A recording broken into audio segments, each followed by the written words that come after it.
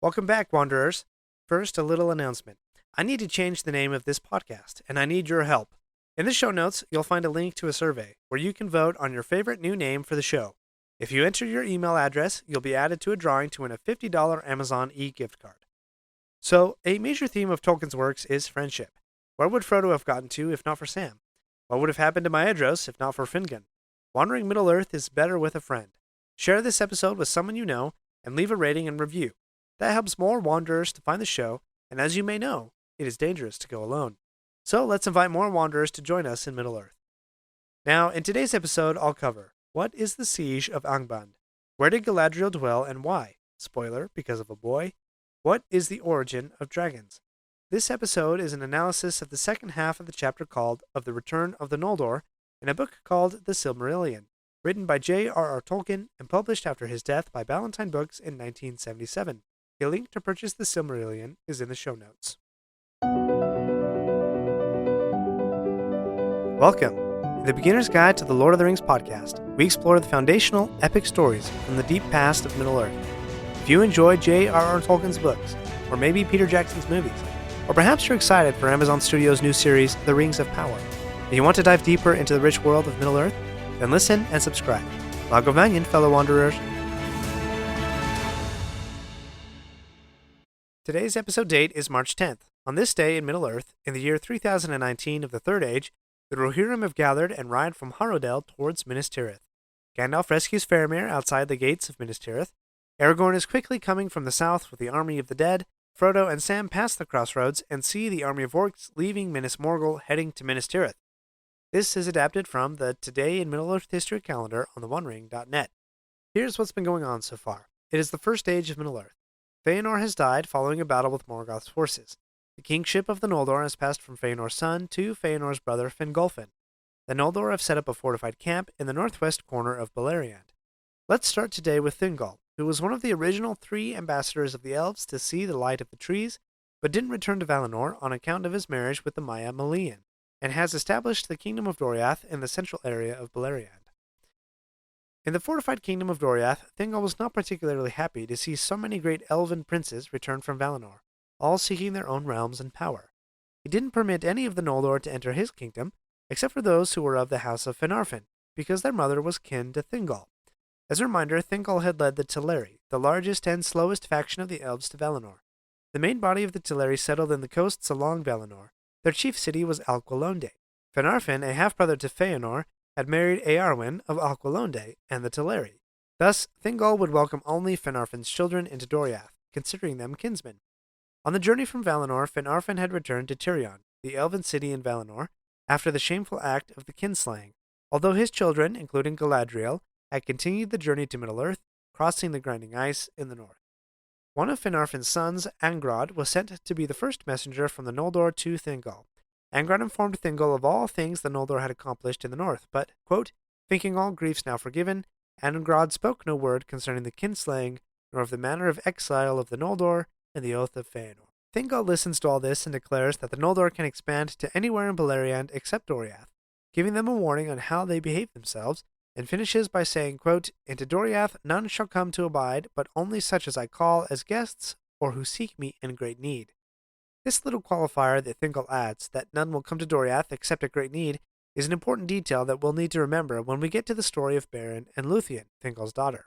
Angrod returns to the Noldor in the north, and gives his report of Thingol's message. The sons of Fëanor have various reactions, from Maedhros the eldest, who laughs but respects Thingol's claim to kingship, to Caranthir, who gets angry and rashly rejects the idea of any Noldorine elf visiting, quote, this dark elf in his caves. Now, dark elf was not necessarily an accurate title for Thingol, seeing as how he actually had seen the light of the trees of Valinor and then returned to Middle-earth. Nevertheless, the faction of elves that followed Thingol and had remained in Beleriand were called the Sindar, and had a different language and culture than the Noldor. The council breaks up, and in time, the elven princes take their followers to various parts of northern Beleriand to set up a giant siege around Morgoth's lands. Maedhros takes the most indefensible position, and his brother Caranthir goes furthest to the east, settling on the western side of the Blue Mountains, which are in the northwest corner of the maps of the Third Age of Middle-earth that you may be familiar with. From this eastern position, Caranthir had the most contact with the dwarves, and though there was, quote, no great love between the two peoples, They formed an alliance against Morgoth from which both profited. With the siege around Morgoth set, now came many years of peace, in which great feasts were made and Beleriand explored. Fingolfin, the High King of the Noldor, held a feast called Mereth Adarthad, the Feast of Reuniting. During the feast, many alliances and friendships were formed. The language that was used was that of the Sindar Elves, since they were slow to learn the language of the Noldor. And, quote, in those days there was joy beneath the new sun and moon, and all the land was glad, but still the shadow brooded in the north.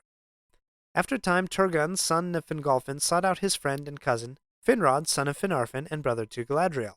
One night as they rest near the river Sirion, Ulmo filled their sleeping minds with dreams. Ulmo is the Valar who has charge of all the waters of Middle-earth, and he takes great pity on the Noldor Elves in exile, trying to help them when he can. When they awoke, they didn't say anything to each other of the dreams Ulmo had given them, for, quote, each believed that Ulmo had sent a message to him alone. But the feeling of the dreams was the same, that peace would not last forever, and that they should create a place of final refuge, in case the northern armies were to fall to Morgoth's forces. Finrod and his sister Galadriel were often guests in the magnificent caves of Thingol's chief city Menegroth, and Finrod admires the strength and power of such a place. Eventually he finds a suitable location, and with the help of the dwarves delves out a cavern fortress called Nargothrond near the river Narog. Finrod paid the dwarves well, for he had managed to bring many priceless gems from Valinor. I think a great visualization of what these caves may have been like is to watch the Hobbit movie The Desolation of Smaug. These caves were the fortress of Thranduil, a dark elf, yet I think it may help you to get a sense for what Nargothrond would have been like inside. One important detail to mention about Finrod and Nargothrond is during the time of the carving of the fortress, the dwarves also made for Finrod a necklace called Naglamir. This necklace was, quote, the most renowned of the dwarves' works in the elder days. This necklace will pop up again several times throughout the upcoming tales, and is the source of much future strife between dwarves and elves, and even amongst the elves, for eventually this necklace will have one of Fëanor's Silmarils attached to it. Now, for those of you who have seen the extended versions of the Hobbit movies, there is an addition by Peter Jackson that I think is likely an allusion to this necklace. In An Unexpected Journey, Bilbo is telling Frodo of the animosity that grew between the elves and dwarves, and in the scene we see a beautiful white-gemmed necklace in possession of the dwarves, and denied to Thranduil the Elven King, Legolas' father. The necklace is mentioned again in the next movie, The Desolation of Smaug, when Thranduil demands it as bail payment to let Thorin and the dwarves go, which Thorin refuses. It would be a far stretch to say that the necklace in the movies is the same Naglamir that was fashioned for Finrod in the First Age of Middle-earth, but I would venture to say that Jackson received inspiration from this beautiful, precious, yet troublesome piece of jewelry. Maybe there's another Tolkien theme there. Be wary of precious jewelry like necklaces and rings, but I digress. Because Finrod establishes his fortress in the caves, and true to Tolkienian style, Finrod receives a new name, surprise surprise, which is Felagund, Hewer of the Caves. So if you've attempted to read the Silmarillion before and couldn't remember who Felagund was, that's because Felagund is the same person, and his names are used interchangeably. Before we leave Finrod, we need to get an update on his sister Galadriel. She did not dwell with her brother and his people in Nargothrond, but rather dwelt in Doriath with Thingol and Melian. There also dwelt Celeborn, and, quote, there was great love between them. Therefore she remained in the hidden kingdom of Doriath. We know in later ages of Middle-earth that Celeborn and Galadriel are married and dwell together in Lothlorien. And while the detail of marriage isn't mentioned quite yet, their love for each other has endured not 1, but 4 ages of Middle-earth. That's several thousand years. No wonder the lives of men seem fleeting to elves. Galadriel also learned much wisdom from Melian. Remember, Melian was a Maiar, after all, one of the demigod-like beings who helped the Valar create the world. Okay, let's switch back to Turgon, Finrod's friend, who also had the dream of Ulmo to find a place of strength. Turgon remembered the elven city of Tirion in Valinor, which was set on a hill. He searched long through Beleriand, but didn't find a similar place, so Ulmo himself appeared to Turgon, who guided him to find an underground passage to a secret valley surrounded by mountains, in the middle of which stands a green hill. He returns to his home and begins to devise a plan to build a refuge there in a similar fashion to Tirion. If you remember, while the Noldor were leaving Valinor, many of them looked back at their fair city, in contrast to Fëanor and his sons who didn't look back at all. Turgon was one of these who did look back, and for his fair city of old, quote, his heart yearned in exile. We're not done yet. If you like this episode, please leave a review and share with your friends. And remember to subscribe if you haven't already. We'll be right back.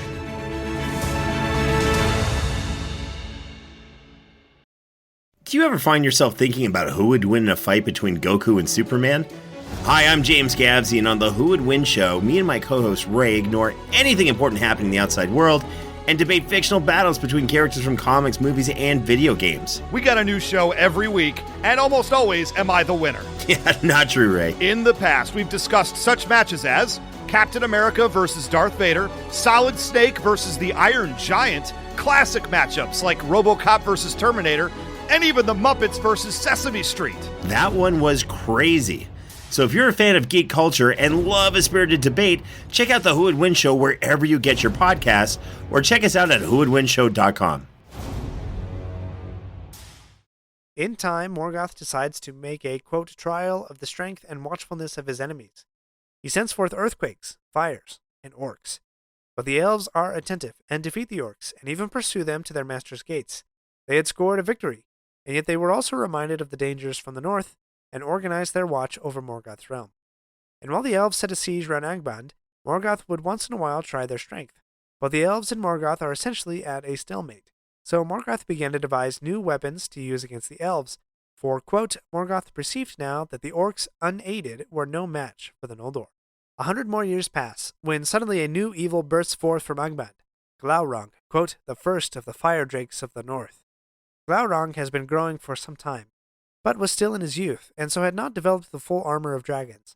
And so Fingon and several archers on horseback are able to pin Glaurung down, but he escapes and returns to Angband. The elves rejoice in their victory over the dragon, but, quote, few foresaw the full meaning and threat of this new thing. So, let's examine this new thing for a moment. Up until this point, the creatures that serve Morgoth that we know of are orcs and balrogs.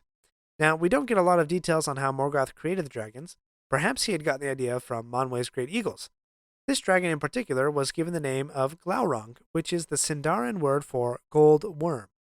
Interesting, one of the names given to Smaug, the dragon from The Hobbit, is Smaug the Golden.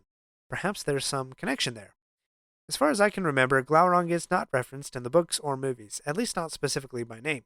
But in the same scene I referenced earlier in the second Hobbit movie, The Desolation of Smaug, Thranduil the Elven King rebukes Thorin by saying, "Do not speak to me of dragon fire. I have faced the great serpents of the north." And he reveals part of his face to be greatly damaged and burned. Tolkien never actually wrote that scene or a story in which Thranduil encountered a dragon, but it fits the mythology when Thranduil says that the dragons come from the north, because the first dragon, Glaurung, came from Morgoth's kingdom in the north. We'll see Glaurung wreak havoc and destruction in further tales, but for now, after these victories, the people of Beleriand prospered. Peace prevailed for a long time. The Noldor and Sindar elven factions mingled together. Quote, and many fair things they made in those days, and poems, and histories, and books of lore. Let's review. The Noldor set up the Siege of Angband in the northern lands of Beleriand.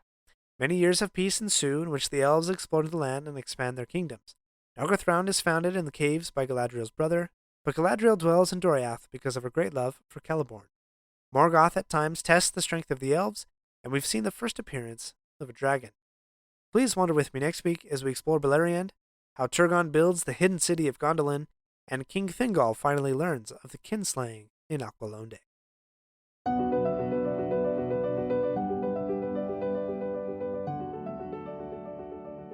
Hi friends, if you enjoyed this episode, let me know by subscribing, leaving a review, and sharing with your friends. For feedback on the show, please email me at lordoftheringspodcast@gmail.com or find me on Instagram at Beginner's Guide LOTR Podcast. Until next week, remember, not all those who wander are lost.